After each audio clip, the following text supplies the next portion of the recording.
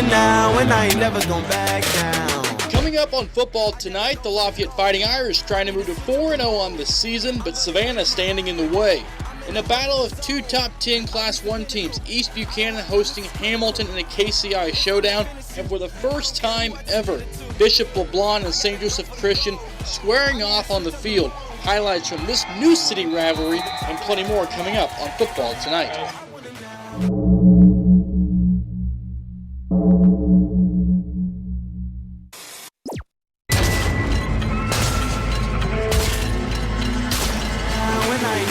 Back down. I am no regular citizen. Nope. Do you understand what you're witnessing? You cannot tell what the difference is. I want it all and I'm winning it. I do not care about opinions. Time to make a few decisions so I can take a position. I'ma go get it, I'm punching and kicking. I keep on moving, they off of me. Just do it and stop at our talking G. I'm not expressing no modesty. I can't see nobody stopping me. If there's a problem, I gotta solve it. Straight to the top, I can't see myself falling. I gotta grab it, there's no time for stalling. Number one stunner, don't have other options. I want it now, and I ain't never gonna back down. Said I'm fired up. I'm sorry, your time's up. I see the top and I climb up. Came from the ashes, I rise up. Rise up, rise up. I want it now, I gotta rise up. Rise up, I want it now, I gotta rise up. Rise up, I want it now, I gotta rise up. Rise up, I want it now, I gotta rise up.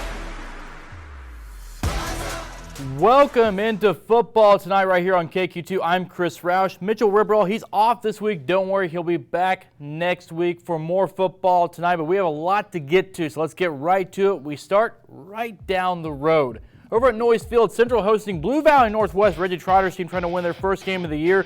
Early first quarter, it's already 7-0 Blue Valley Northwest. One of the top teams in Class 6 in Kansas, striking again.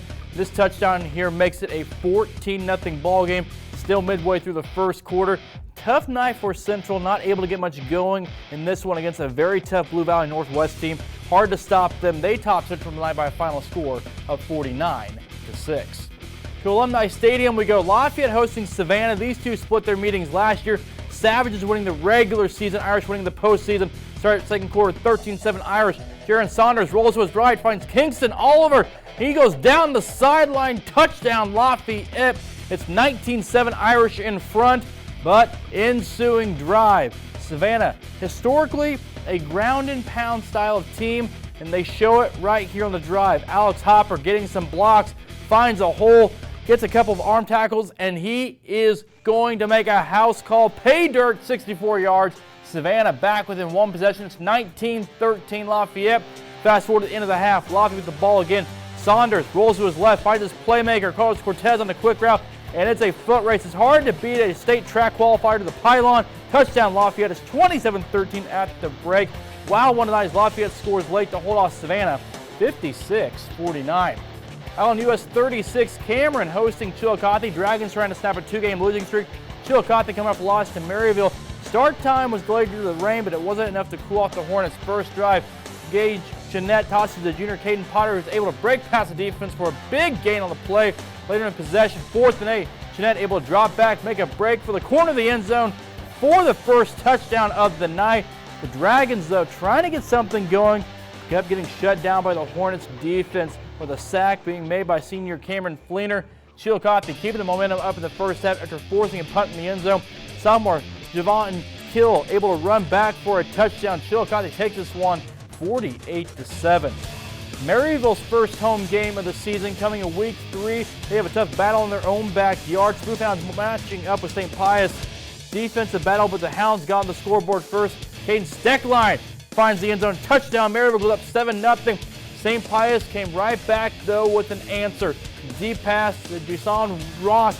Set the Warriors up in the red zone. Jack Mosh still doing work. Scrambles, finds Robbie Sharp. Hands like Sterling Sharp. He has a touchdown tie game.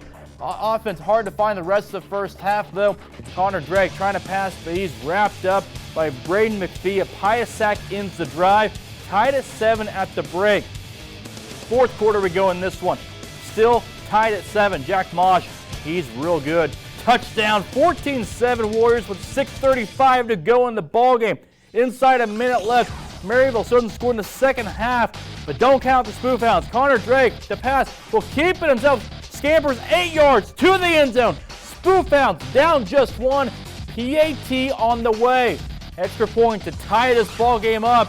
The PAT attempt no good, goes wide right. St. Pius hangs on, wins 14-13, the good one in Maryville tonight. Plenty more to come on football tonight. You won't want to miss this. 2 top teams in Class 1, East Buchanan and Hamilton battling it out in Gower. Highlights coming up next. And for the first time ever, Bishop of Law and St. Joseph Christian meeting on the gridiron. Will the Golden Eagles move to 4-0 or will the Lions pull off the upset? Highlights still to come on football tonight.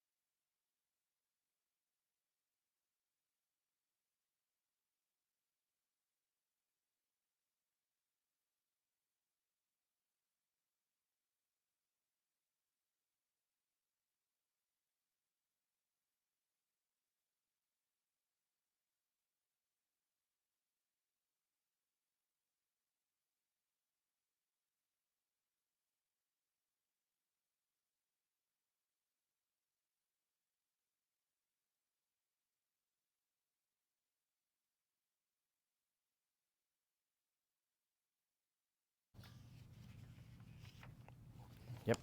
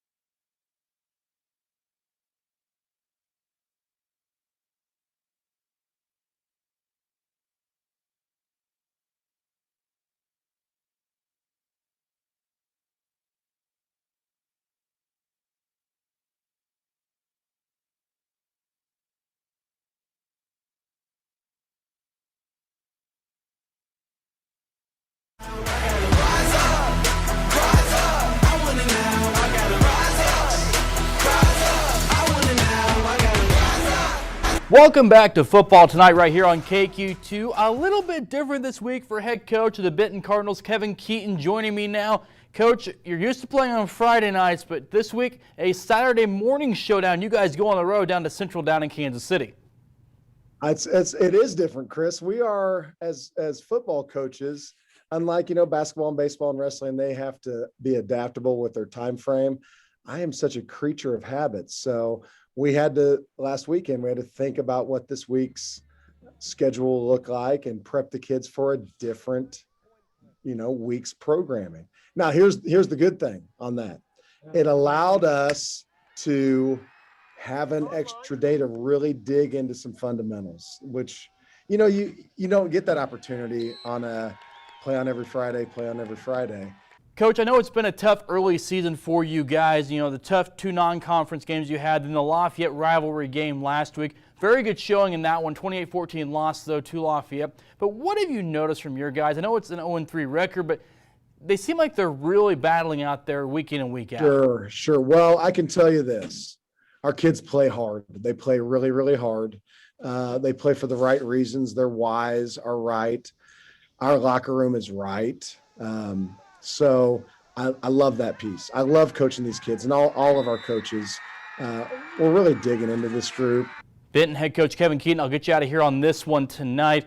You guys go down and play Central out of Kansas City tomorrow morning, 11 o'clock kickoff. What's the biggest challenge that they face to you guys? What are we going to have to do? We're going to have to be us. We have not had a game yet this season where we have not turned the ball over. That's been part of our Achilles heel. We can't have that. We've got to run the wing tee the right way. We've got to keep it all in front of us defensively. Coach Michaels has a great defensive plan ready to go against Central. So we just have to execute. Kevin Keaton and his Benton Cardinals will head down to Central Kansas City tomorrow morning, 11 a.m. kickoff. Coach, good luck and thanks for coming on tonight. You, Chris, we appreciate you. All right, moving on. Battle of two top 10 Class 1 football teams. Number 7 East Buchanan hosting number 6 Hamilton on homecoming night. KCI matchup to top it off 2. Opening drive, Connor Musser hands off to Trevor Klein. Sprinting to his left, tiptoeing down the sideline. He'll step out, but gets the chance to finish the drive and take it into the end zone to get the first points on the board. Really good running back for the Bulldogs. Hamilton struggling on offense early, but has a chance to gain momentum on defense right here. Musser dropping back, searching, almost going right through the hands of a Hamilton defender. Carson White of Eastbrook finds it in his hands, coming down in the red zone. Next play, Musser decline again for 6. Eastbrook leads 13-0 early into the second quarter. Bulldogs making one last drive. Klein having himself a night. Runs it down the opposing sideline, stretches it out, dives for the touchdown. It's good. Number 7 takes it down. Number 6, 22-12. Great top 10 Class 1 showing tonight in this one. Over in Foster, Class 1's third-ranked team, Mid-Buchanan, hosting Lathrop in KCI play. Second quarter, Dragons dominating the run game, continuing to cross the first down markers. Dragons quarterback Rollins Brandt takes the ball, and the quarterback keeper picks up yards on the play. A few plays later, Brandt uses his speed to pick up a large gain for another first down for Mid-Buchanan. Mid-Buchanan is really good this year again. After one unsuccessful attempt to move the ball along with an offside field, the Dragons forced the punt with 2 minutes and 30 seconds left in the half. But the Mules unable to move the ball down the field, fumble it. Dragons recover, they take advantage, except on the 1-yard line. Dragons in on a quick score. Mid-Buchanan rolls tonight. They're now 4-0 on the season. The Dragons getting the victory 48-7. Other KCI scores to pass along to you tonight as well. West Platte, they're 4-0, 39-0 over Lawson. Plattsburgh topping North Platte 22-16 as well tonight. Grand River Conference score, South Harrison 14, Maysville nothing. Then Trenton 26-0 over Putnam County in this one tonight as well. More scores as well. Polo Gallatin wait on that game to go final, and Milan beating Princeton tonight by a final score of 46-14. Don't touch that remote. Just keep that seat leaned back, refill your popcorn, your drink, because there's so much more football on the way. DeKalb trying to halt East Atchison's momentum tonight. Highlights from Tigers and the Wolves still to come. And for the first time ever, Bishop LeBlanc and St. Joe Christian meeting on the gridiron. Will the Golden Eagles move to 4-0, or will the Lions get the upset? Stay tuned.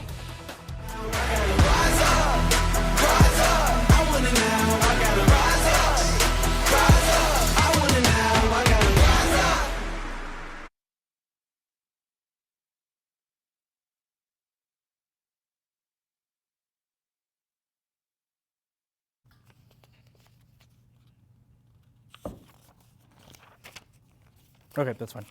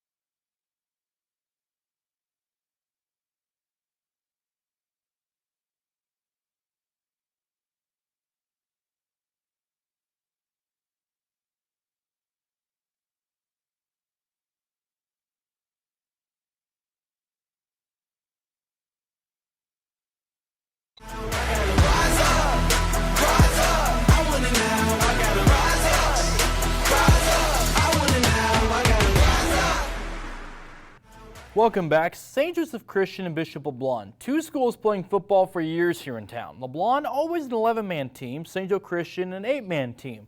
But when LeBlond went 8-man 3 years ago, there was a chance for the matchup to happen. Then the Lions went 11-man. But here we are, both teams now in 8-man football. Over at St. Joe Christian, Lions hosting LeBlond. Midway through the first quarter, Eagles marching down the field, landing Gardner out of the gun, keeps it running around the right side, breaks the tackle, finds the end zone. 2-point conversion good. Eagles lead 8-0 early. Still in the first quarter. Eagles with the ball again. Gardner rolling out to his right once more. This time he's got a man downfield. Trey Icky diving for the pylon. That's another score for the Eagles. 16-0 at this point. Eagles going to win this one 44-16. They're 4-0 on the year. Albany and Worth County game tonight. Tigers winning 84-28. And the Wildcats, King City getting a victory tonight over Pattonsburg 64-6. Other scores, Mountain City defeating Southwest Livingston 72-8. And then the South Holt Knights defeating Platte Valley 20-18. Up the road on 71 Joining Highway. me now on football tonight, the head coach of the Stanberry Bulldogs, the top-ranked team in 8-man football. And coach, it's not what you wanted. No game tonight. Cancellation because of COVID-19. Not on the part of your team, but your opponents tonight. Not what you expected to have here in week number 4, though. Well, first off, yeah, obviously, you don't ever really want to bye week. Kind of fortunate for us. We had a pretty physical game last week, so it gives us a chance to heal up, and improve from that. So, so far so good. The boys are improving. We've been able to fine tune some things and find things that we thought worked really well that once you get up against a tougher opponent, that did not work well at all. So, it was awesome having a big test last week, with King City, and it's just been a little bit different this week. Everybody's just kind of out of sorts with nothing not that end goal in mind, but we've still been able to get a lot of stuff done. A lot of teams dealing with the same thing you guys are, unexpected bye weeks, and it's probably going to continue to happen throughout the season. How have you used this bye week to maybe keep the guys loose and prepared? Because that's a long layoff between week 3 to week 5. Right. That's the biggest challenge because, the sense of urgency isn't there. You know what I mean? They've got it. They know they don't have anything for a while, but trying to keep it light. We keep it short, quick. Try to do a little bit of fun things with them. We had field goal contest yesterday. Nothing crazy, but something just to, hey, we make these field goals. We'll take some sprints off. Coach, you and I talked about it earlier this weekend as well as last year too, about just how much experience this group has now. Last year they made it a deep run in the playoffs. This year, though, they seem like they're on a different level. How has the experience they've gotten the last couple of years helped them as they prepare to try to make a state run this year? Oh, for sure. It's huge for us. They just kind of push the younger guys right along in line and show them how to do it. And, they know they put in that hard work and didn't get to see the results of the wins, and then now they're putting in that same hard work or even harder. And then now the success is there. And, you know how that is. You dangle that carrot of smelling that victory to anybody. And then, everybody kind of marches right along. And it's kind of crazy. Sheer numbers have helped as well, but it's trickled down to our JV. We hadn't won a JV game in 3 or 4 years at least. We just hadn't had the kids because those kids were playing varsity. And this year, we're 2-0 so far in the JV, and so it kind of spreads. It's a contagious thing, and it's a good thing. Coach, disappointing that your game was canceled tonight, but you and the Bulldogs back at it next week in Week 5. That's Coach Shane Hilton, Stanberry Bulldogs. Thanks for joining me. All right, thank you very much. Continuing on, North Andrew hosting Northland Christian Trailblazers. First edition for Northland. Seth Martin's pass deflected, picked off by Hayden Ecker. What a game for him tonight for the Cardinals. Returns it to a 20-yard line, and then Ecker takes it himself, gives North Andrew the lead right out of the gate. Next Cardinal drive, guess who? Ecker once again gets the call, the junior running back, this time from 30 yards out. He adds a 2-point conversion. North Andrew up 16-0. Then first quarter winding down, Ecker goes 55 yards to the house. His 5th touchdown of the first quarter. This one all Cardinals. They win tonight 88-20. Don't go anywhere. We've got a lot more to get to on football tonight, including our play of the week. We'll tell you who takes home the top prize for week number 3. Andy Cabb trying to halt East Atchison's momentum. Highlights from Tigers and Wolves still to come.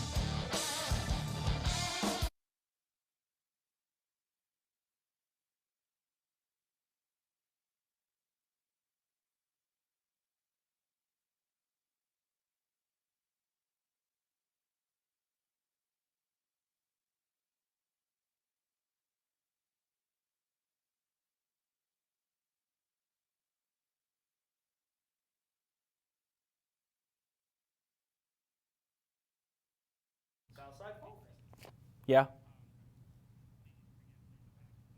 Yeah, it's not in the prompter for whatever reason. For now on, put a slug and put just in notation, package roll.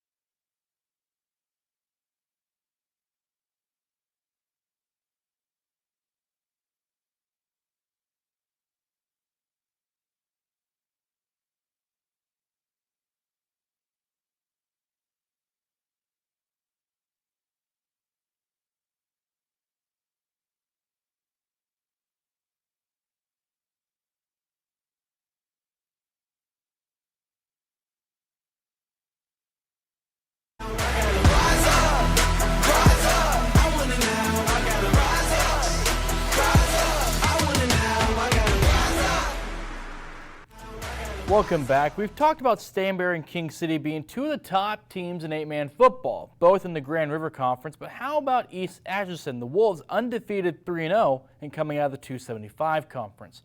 To DeKalb we go. East Atchison Wolves visiting the Tigers. Wolves win the coin toss. Game starts with East Atchison kicking to DeKalb, fielded by Xander Matson, quickly taken down by the Wolves, but drive not done. Matson moves the ball down the field with a nice run, large gain, gives the Tigers a first down and sets them up to score. And a few set of downs later, a quick timeout. Tigers quarterback Drake Miller takes the airborne to Matson for the first score of the game. Tigers out in front. It's unsafe with two-point conversion. Tigers line up to kick off the Wolves. East Atchison returns it. Kalen Merriweather turns the ball 65 yards for the Wolves' first touchdown of the night.